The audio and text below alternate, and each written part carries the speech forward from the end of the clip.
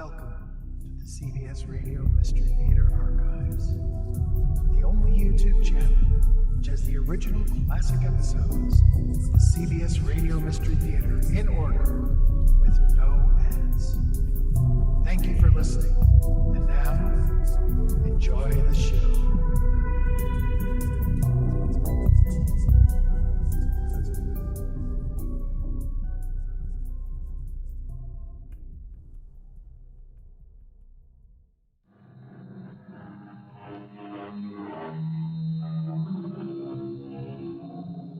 Come in. Welcome.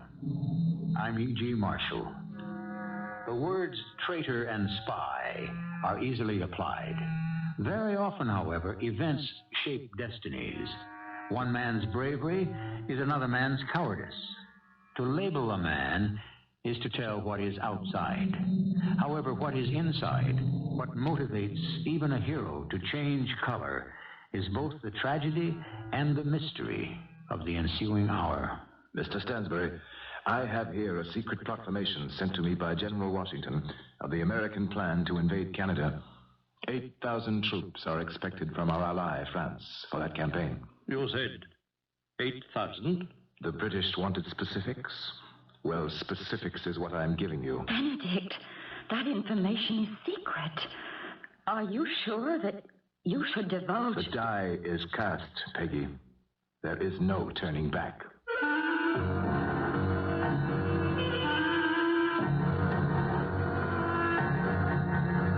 Our mystery drama, The Spy and the Traitor, was written especially for the Mystery Theater by G. Frederick Lewis and stars Gordon Heath. I'll be back shortly with Act One. He was 39 years old, a war hero, a loner, daring to do battle against odds and without orders, feared by the enemy and disliked by his soldiers. Were they jealous? Was there a place in revolutionary America for a brilliant general who had the reputation of being a one-man army? He was wounded in battle, decorated, and sent home at 39. He was engaged to marry a girl of 17. His name was Benedict Arnold. They all hate me. The Army, Congress, everyone. Oh, not hate, Benedict. They're envious of you. Who in his right mind wouldn't be? You're the best general old George ever had. The best? You may be right, Peg. I have a feeling for fighting. I've had it since I was 13 in the French and Indian Wars. George Washington. A bullet never whistled past him till he was 21. I know General Washington appreciates your worth. I'm not so sure, Peggy. I wish he would speed up this ridiculous court-martial so that I could clear myself. Ben, I don't want to hear any more about it. Don't fuss so. Waiting. How I loathe it. And not having any command. Benedict Arnold, will you stop that? I've been put on the shelf, that's what it is. Ben, I'm going to change the subject, and I want you to pay full attention. You know we've been invited to the Meshianza fancy dress ball, and I want your advice. Do you think I would look well-dressed like a Turkish lady? Ben? Ben, are you listening to me? 5 new major generals, and I was passed over. Ben, if you're going to go on and on over that stupid court-martial when everyone knows you'll be cleared, I'm going to have to ask you to leave.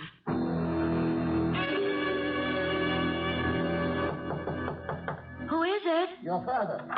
Oh, please come in, Father. I'm so upset. I'm afraid I am also. General Arnold was just here, and we parted under not too friendly terms. Margaret, I have something to say to you. He's so preoccupied with that dreary old court-martial. All he thinks of is clearing himself so he can get a command and go back out there and get shot at. His leg is already terribly hurt.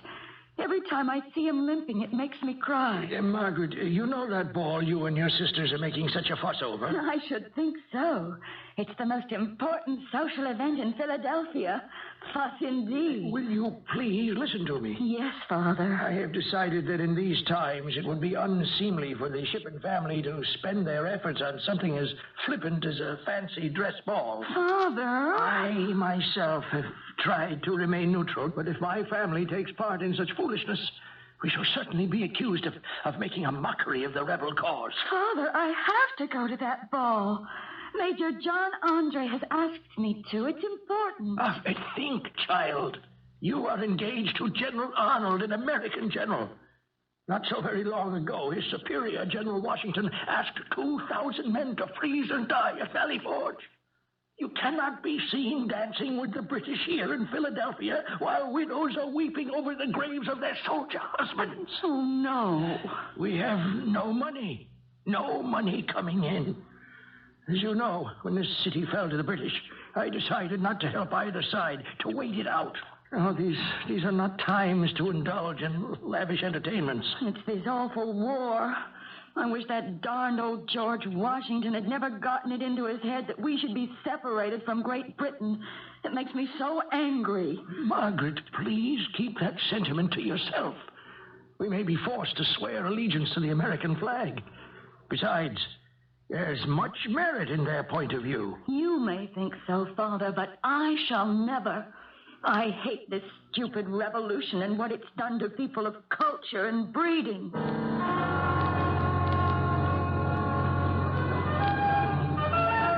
Miss Peggy Shippen, I believe. Major John Andre, an honor. What an exquisite gown. Thank you. I hadn't expected you at the ball. Why not, Major Andre? Well, a little bird told me your father doesn't approve of such blatant luxury. The little bird was right. Father does not. But you are here anyway. Let us say when Peggy Shippen wishes her own way, she usually gets it. Usually? Always. Do you suppose your fiancé, General Arnold, will mind if I ask you to dance? The General would mind very much if you did not. A dance or two will make his absence more bearable for me. Isn't it extraordinary? Here we are of the same heritage and background, General Arnold and myself. Yet one is a loyalist, the other a rebel. Major Andre, may I ask you to help me forget the war for one evening? Oh, it shall be a pleasure. Tell me, did you bring your scissors, Major? My scissors? Oh, why, yes, I did. How did you know about that? Your little bird. I understand you are quite accomplished in cutting out silhouettes of the ladies you dance with. I hope you'll do mine. I should be honored. Gracious! Is that a country dance the orchestra is playing? Why, yes, it is. Do I dare dance a country dance? My dear Miss Shippen, it is we who must set the fashion for others to follow. But a country dance is so daring. Imagine moving about to music held in the arms of a man not your husband, in public. Shall we give it a try? Let's. Oh, I can't wait.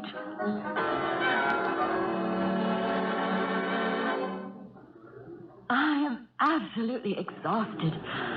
4 whole country dances. Miss Shippen, Peggy. Oh, good. Then I can be John to you. Peggy, a glass of punch? Oh, yes. I need something to revive me. Doesn't this awful revolution seem far away to you, John? One for you and one for me. To your health. Thank you. No, the war is very close to me, especially since my promotion to Deputy Adjutant General. I am impressed. You have new duties? Chiefly that of intelligence, the gathering of information. You mean spying? I've said too much already. Now, if you'll allow me, sit there like that, in profile, and I'll take out my black paper and do your silhouette. Only in exchange. Exchange? May I see the scissors? Here, Peggy, what are you doing? Snip, snip. A fair trade. A lock of your hair for my face on paper. I must say, Peggy, for a young lady of your young years, I would say you are one of the most dangerous I have ever met. Because I cut off a lock of your hair as a keepsake? Now, stop blinking your eyes and hold still. The nose. I would say you have all the earmarks of a headhunter. You flatter me. And if I know anything about that type of lady, one lock of hair won't satisfy you. You won't rest until you have my entire head. Ben? Husband? Please come to bed. I'm coming, Peg, dear. Do you know what day it is today? Of course I know. The 8th, Tuesday. Is that all? 1779. Oh, Ben, today is our anniversary. It is. Yes. 1 month married today. Ah, yes. What is it, Ben? Don't I please you? Of course you do, Peg. It's obviously I who doesn't please you. I don't know what you see in me. Crippled. I won't have you talking that way. You should have married a younger man like John Andre. Will you stop that? I love you. I know what is troubling you, and it's nothing to do with our marriage. It's a wonderful marriage. Perfect. It's old George, isn't it? And the Philadelphia Congress. It's really shocking. You're the country's hero, and you're being treated like I don't know what. I wonder, Peggy, if we can ever be happy in a land filled with upstarts and envy. Why do we have to? Are you saying, why do we have to remain loyal to the American cause? Yes, I am. I think they're treating you shamefully. You never got your full commission. That ridiculous court-martial is put off from month to month, so you can't even face your accusers and clear your name.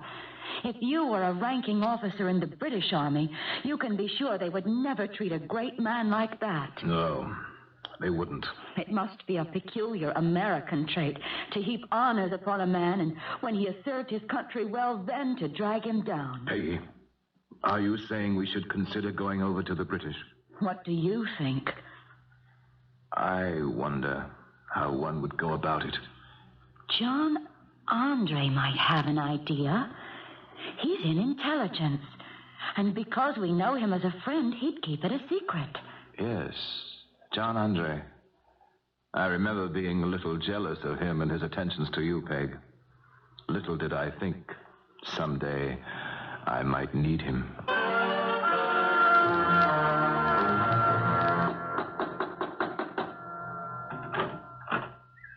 Yes?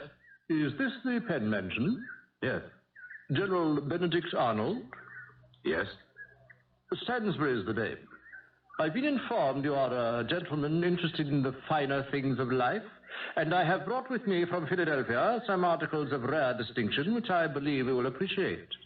May I come in? All right. Do so. Are we alone? My wife is upstairs, and of course the servants are about. Yes, I brought with me some exquisite Staffordshire and creamware.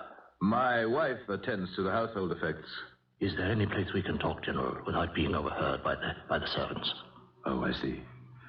Perhaps in the garden. In the garden. Splendid. Yes, beautiful spot you have here, General. Is that West Point directly south? Why, yes, it is. My wife and I have only recently purchased this property. Yes, I'd like to see a bit more of the Penn Mansion grounds, if I may. And if you'll come with me outside to my carriage, I have some extraordinary samples fit for a connoisseur. It's an opportunity I don't think you would like to pass up. Is this strange man selling porcelain or Great Britain? It's one thing to think about changing one's allegiance, another to take action. But when one is faced with a wall of delays, making it impossible to clear oneself, when one is suspended from rank and duty without a trial, perhaps that first step is not such a big one. I'll be back shortly with Act 2. It is not the act, but what compels the act. Why does a man cheat at cards, lose a job, even kill another? How often have we been told the fault lies not in our stars, but in ourselves? Here we have a man of great courage, a winner of battles, a gainer of medals, who is about to desert his country. Well, let us see if we can pluck out the heart of this man's mystery. Word has gone out to Major Andre that Benedict Arnold wished to defect. Now the British reply has come knocking at his door. I have brought with me a personal message from Major Andre. Proceed. You sent him a note asking to be assured the British were not planning to give up the war. The answer to your question is Assurances are given. Good. You asked for suitable pay from the British as inducement. No, not inducement. Compensation. Major Andre agrees in principle that you should be compensated, but does not agree to the specific sum you requested. Oh? He directs me to tell you the amount will depend upon what services you render to the British. And what about my question? Should I openly go over to the British side now? The Major says no, not now. To continue as you are. Serve us in secret. Has the Major asked for an immediate answer? I've brought along a dictionary identical to one at British headquarters. Your reply is to be written each word corresponding with the page and line in this dictionary. I understand. My correspondence is entirely numbers. The Major suggests your wife write an innocent letter addressed to one of her Philadelphia friends. She write? Something innocuous, inquiring as to what's doing in society, the fancy dress balls, whatever. And you are to write your coded, numbered message in invisible ink between the lines. I don't care for it, Stansbury. Involving an innocent lady friend of my wife's. The letter will be intercepted, General. It will never reach the party. I suggest you put your thoughts down on paper. I will return to Penn Mansion in an hour for your answer. Answer? What answer? For the name of the person to whom your messages for Major Andre will be addressed. I cannot promise you that. I shall have to consult my wife. A messenger? When was he here? He has just left. What did John say to your proposal? Tell me. Tell me. The British don't want me to publicly change sides. But why not? I don't understand. They want me to secure a command I can betray. But how can I? Washington is holding off giving me a post until this wretched court-martial is over, and there's no date set for it to begin. What about the money? Nothing definite. Oh, yes, they'd be delighted for me to tell them of troop movements, secret dispatches, etc. Anything I wish, but Andre refuses to name any specific amount. But you asked for so little, 10,000 pounds. We'll write back to John Andre. Peggy, draft up some letter about hats or gowns or whatever. I'll make notes on my views and perhaps, yes, give them some incidental intelligence just to whet their appetite. This messenger who's coming back, is our letter to be given to him? No, we're to tell him who in Philadelphia we're writing to. I'll write directly to John himself. Why not? You must be out of your mind. Write directly to Andre. Why, you might as well take your carriage and drive to British headquarters or shout our intentions from the housetops. This must be done in secret. All right, then. I'll address the letter to my father. Now you're talking sensibly. I hope something comes of this. How are you going to send your part of the letter, Ben? Using this dictionary as a code book and writing between the lines of your letter in invisible ink. I see the dictionary, but where's the ink? It makes you wonder, doesn't it? How they ever expect to win this war. That fool agent never gave me any ink. Dear Father, I am well and happy, and to be the wife of this great man has filled my heart and my days. Would you be good enough to forward this letter to our dear friend, Major John Andre? I have asked him the next time he goes to New York, would he buy me material for a pale pink dress of Mantua, decorated with broad ribbon of the same color. John Andre will know. Same color. John Andre will know, as we spoke of such material when last we danced at the Meschianza Fancy Dress Ball. Also satin for matching shoes and one pair of ladies' neat spurs. Love to Mama and the girls, your daughter, Margaret. Williams, bring me a candle and that dictionary in the far left-hand corner of the bookcase, and then leave me. I'm not to be disturbed. Good. It's all decoded now. Now let me see. As my life and everything is at stake, I shall expect a certainty as to what amount you will pay me. Herewith some current intelligence. General Washington He's going to the Hudson. C has given up. C. Congress has given up Seaton, Charleston. Congress has given up Charleston. They are in want of arms, men, ammunition to defend it.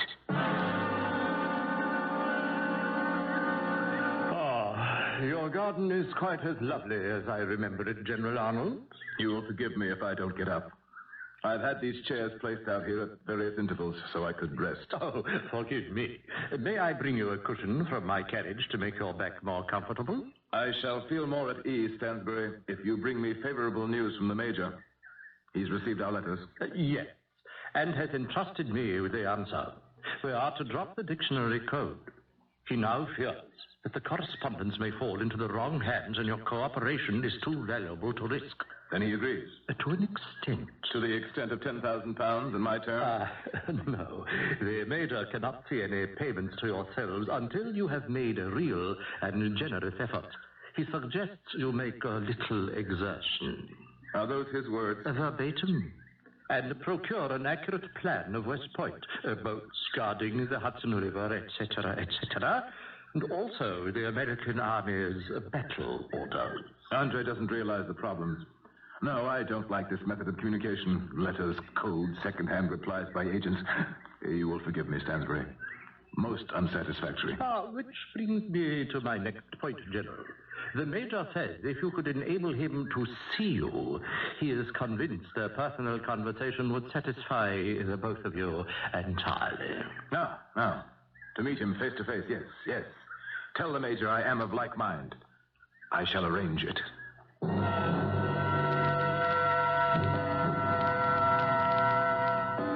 What time is it, Father? It's a little after the noon hour. I'm beside myself with worry. How long does a court-martial take? I don't know, Margaret. Benedict has been dragged into this hearing by enemies, but I know he'll come through it with flying colors. Just you wait and see. Yes, I have no doubt of it.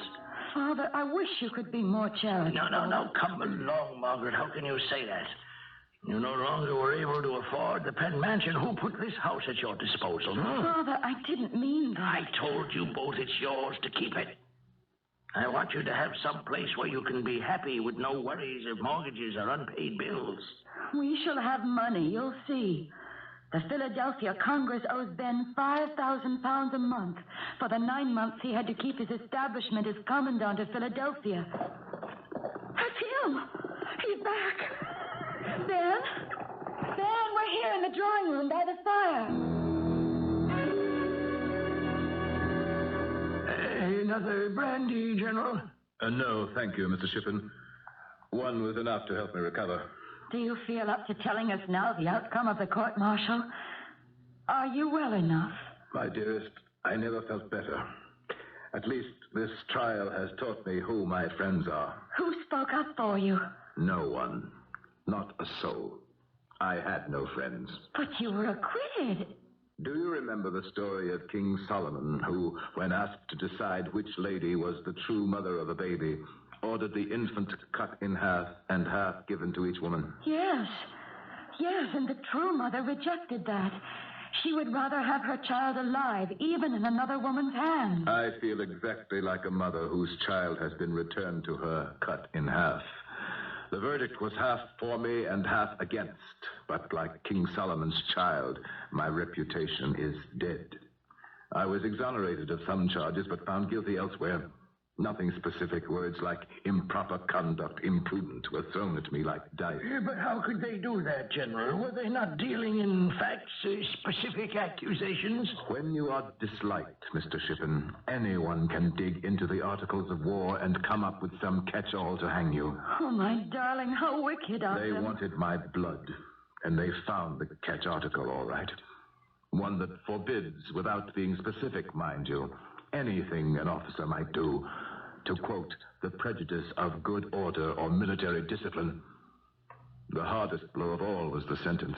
But if they acquitted you... I am to receive a reprimand in writing from General Washington. Now, Mr. Shippen, I am very tired. I did not sleep at all last night. It was good of you to visit and be here when I returned. Now, if you would be so kind as to leave my wife and myself. I had to talk to you alone, Peggy. Any word as to your meeting with Major Andre? Not when I left the house this morning, but I've been gathering some important news for him. Peggy, we must face the truth. America has turned its back on me. Had I ever any doubts about joining the British, they are dispelled now. Yes? Father, I thought you had gone home. Were you... have you been standing outside the door all this while? No, I was waiting for my carriage when a gentleman came to the door and asked to see you, General. I thought perhaps I should announce him. Who is it, Father? His name is Stansbury. Who was that gentleman who just left? My father. General, I wonder. That is, if Mrs. Arnold does not mind, if you and I... Mrs. Arnold and I are in this together. She will remain by my side. Before you say anything, Mr. Stansbury, to show my cooperation, I'll give you some information. Why, excellent. I have here a proclamation sent to me in secret by General Washington. The American plan to invade Canada. 8,000 troops are expected from France for that campaign. Well, that is new. Major Andre wanted my specifics, did he? Benedict. What is it? You are sure? The die is cast, Peggy. There is no turning back. Where was I? Yes. Our invasion. The American invasion of Canada. 6 French ships of the line, several frigates, and a number of transports carrying the 8,000 are expected at Newport, Rhode Island in 3 weeks. You may tell Major Andre I shall see Washington myself, and I guarantee I shall be offered the command of West Point. Tell him also, when I meet with the Major face to face, he will have from me a complete report on how that garrison can be taken by the British.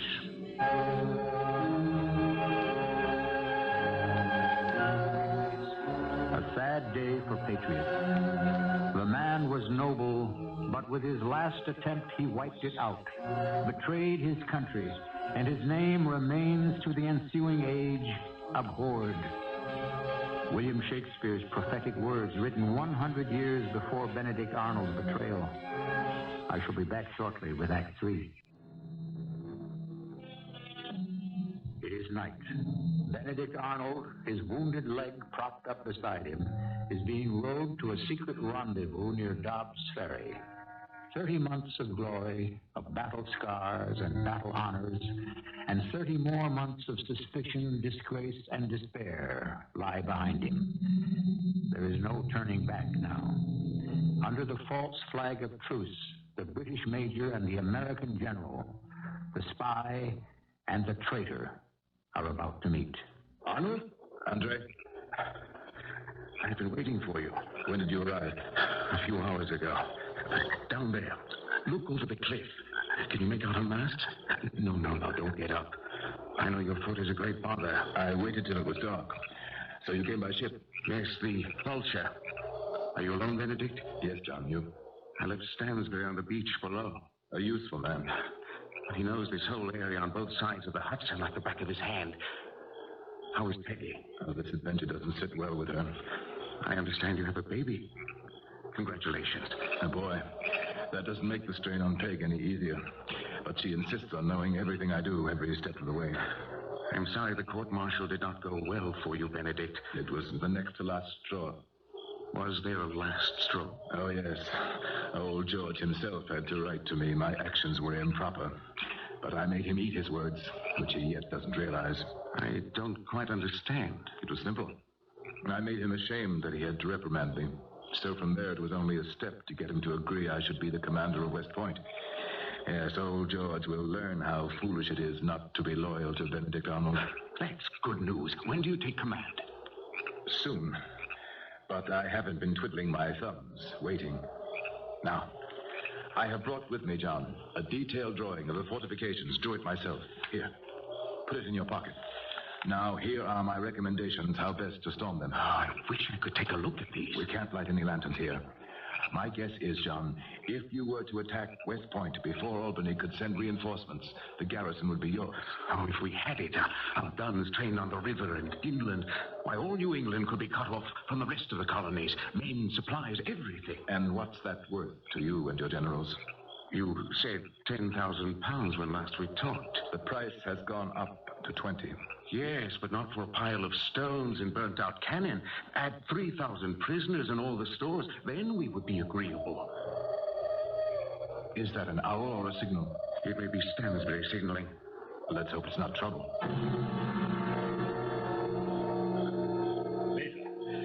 Major Andre. Yes, Stansbury, what is it? The boatman, sir. The one who rowed us from the Vulture. I took a tour of the beach to keep my eyes open for the enemy patrol, and when I returned, the boatman was gone. I didn't believe him. He told me if the hour grew late, he wouldn't be able to row me back. But I didn't believe him. Will he come back for us in the morning, sir? Oh, we would hope so, but who knows? All right, Stansbury, back to your watch down at the river's edge. I'll call you when I need you. Yes, sir. But don't worry, sir. I'll keep my eyes open. It's not a pleasant sensation being in enemy territory. What if there's no boatman in the morning? What then? Your agent, Stansbury, has a house nearby, doesn't he? About a mile upriver? Yes, he has. Then that's where you and I shall spend the night. It'll give us more time for me to explain the drawings and specifications.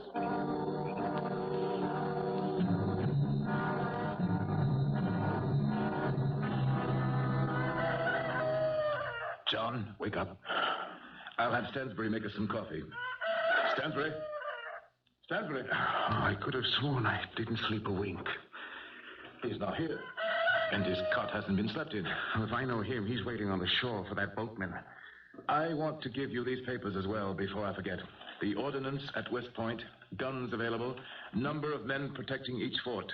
Then, here, secret plans of the artillery commander in case of attack. Here, Washington's own top-secret military plans. I'd say I could guarantee you at least 3,000 prisoners. If so, the 20,000 pounds are yours. I knew you would see it my way. Expensive soldiers. I don't haggle. The price has gone up in 17 centuries. I don't follow you. One used to be able to buy a man's freedom for 30 pieces of silver. John, I don't care for that. If you British have any second thoughts about doing business with me, please come out and say so. I'm not in the least ashamed of what I'm doing. Neither am I, Benedict. It was thoughtless. It was a thoughtless remark. Put it down to my fears of how I can get safely back to Philadelphia. Gentlemen, come in, Stansbury. I've been on the beach since 5 this morning. The boatman didn't return? No, he didn't. But even if he had, there's no warship to take you on. What?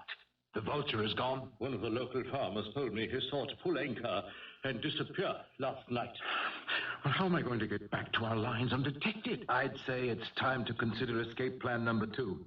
Stansbury, I want you to show the Major the way overland. Stay with him. Of course I will. I've done it many times. On horseback, in my British uniform? You want me to be shot? I'll give you letters of passage.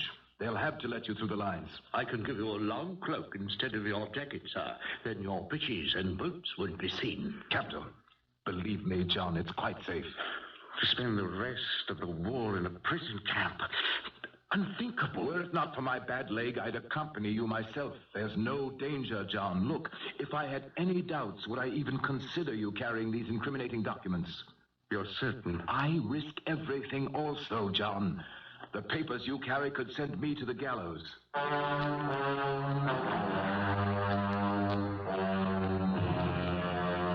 my darling, I am so happy that you've returned safely. I worried so. Did everything go as you planned? Not quite, Peggy, but I feel sure Major Andre will get back safely. All morning I've been walking about this house and thinking, soon, soon, soon. Soon I shall be with my own people, the kind of people I deserve to associate with, not the American riffraff. In a few days, West Point will be delivered. In just a few days. Perhaps a bit longer than that, but it will be. The baby. I must go to him. Peggy, Would you remember one thing? There are 1,000 things about you I can never forget, Ben. What one thing?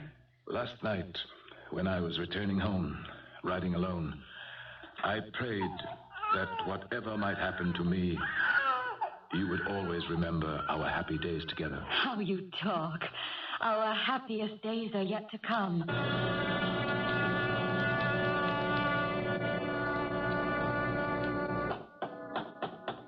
Yes, coming. Stanbury, back so soon? What are you doing here this time of night? Let me in, quickly. Do you realize it's 3 o'clock in the morning? All is lost, General. What do you mean? They captured us, Major Andre and myself. I managed to escape. Oh, good Lord. What is it? What's the matter? I'm sorry to intrude at this late hour, Mrs. Arnold, but... John Andre has been captured. No. Go ahead, Stansbury. Tell me how, when, and where. We had come as far as Tarrytown, sir. The British outpost at White Plains, only 15 miles away, when 3 men, armed, stopped us. The Major handed them the General's pass, your pass, sir. I don't think the man could read it. Then he shouted, "You said you were a British officer. Where is your money?" "I have none," said Major Andre. They didn't believe him. "You are a British officer and no money. Search him." They did. They stripped him. Oh, how dreadful. The moment I saw them ahead on the road, barring the way, I said to the Major, "Let's climb up to the right. We'll be hidden in the forest." He would have none of it, but rode straight into their arms. I hid myself and observed the entire capture. Then they found the papers. General, your plans for the taking of West Point. All is over. All is lost. The other 2 stood around while the biggest tried to make out what the papers meant. And then, at last, he said, "This man is a spy." Oh, no. Please, Peggy, don't go on so. Ben, they'll find out. They will accuse you, crucify you. You will be called a traitor. You must save yourself. You must go. Now, tonight. Not lose an instant.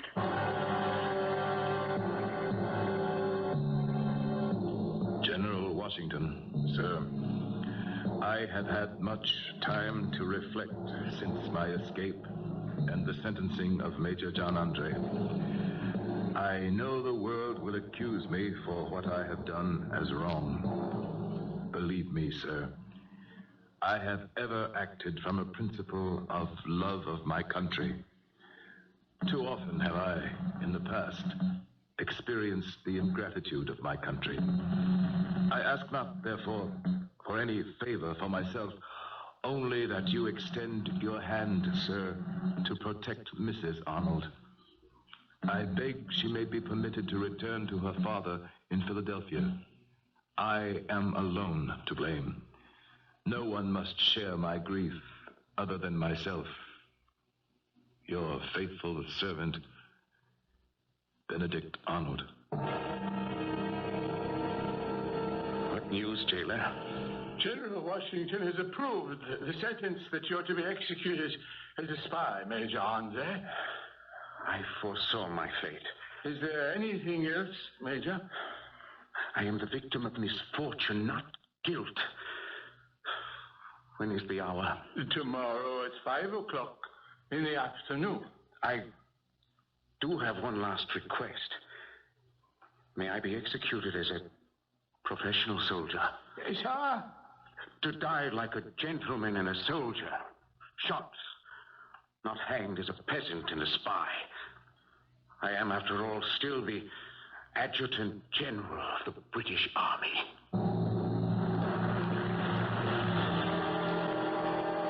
Hanged? They hanged that great man like a common criminal. Margaret, you must calm yourself. I have no one. You know that, no one. Benedict has deserted me. I'm all alone with my baby. Please. I haven't a friend left in the world. Do you know that? I did have a friend once. A good, kindly good friend. Yes, I did. Look, sir, he was my only true friend. This was his. That lock of hair? A long time ago. At my very first ball. John Andre gave me this lock of his hair. He let me cut it from his head. Do you know what he said to me, sir? Margaret. He said, Peggy, I know you. You won't be satisfied with one lock of my hair. You won't rest until you have my entire head. Oh, dear Lord, what have I done?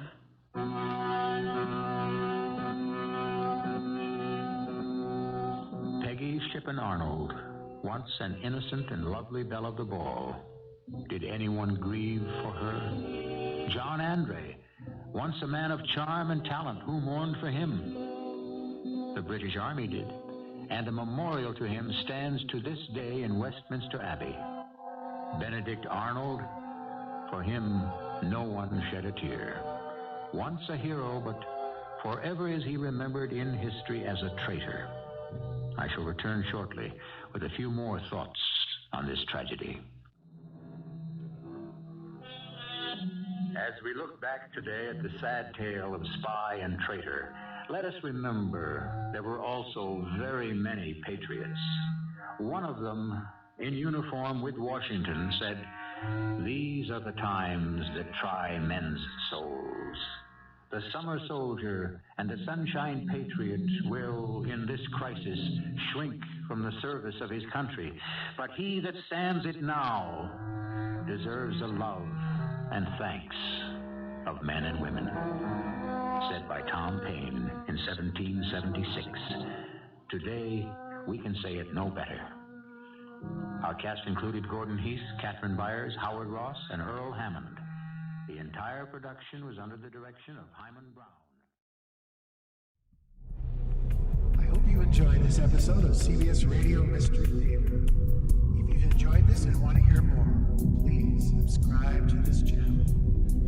You can also visit my other YouTube channel by searching Mr. Brian McCarthy in the YouTube search bar.